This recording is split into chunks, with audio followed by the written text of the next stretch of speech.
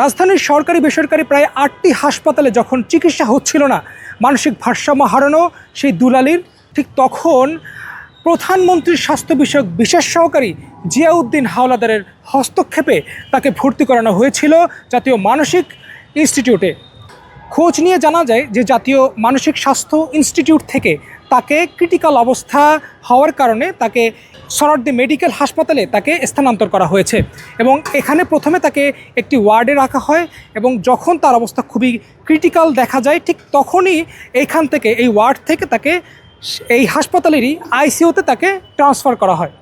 কর্তব্যরত চিকিৎসকের সাথে কথা বলে জানতে পারি যে তার ইনফেকশন হয়েছে এবং ইনফেকশনের একদম শেষ স্তরে তিনি রয়েছেন এবং তার গোপন অঙ্গ থেকে পোকামাকড় বের হয়েছে এবং সারা শরীরে ক্ষত রয়েছে, যার কারণে অনেক রক্তক্ষরণ হয়েছে, তার ভেতরে রক্তশূন্যতা রয়েছে, যার কারণে তাকে রক্ত দেওয়া হচ্ছে।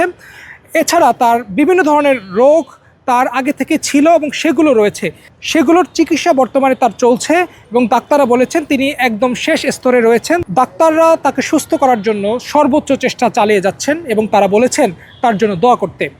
এই ছিল সোহরাওয়ার্দী মেডিকেল হাসপাতাল থেকে মানসিক ভারসাম্যহীন দুলালীর সর্বশেষ তথ্য। আপনারা দেখছিলেন স্টার নিউজে, আপনাদের সাথে আমি ছিলাম আরিফিন ইমন।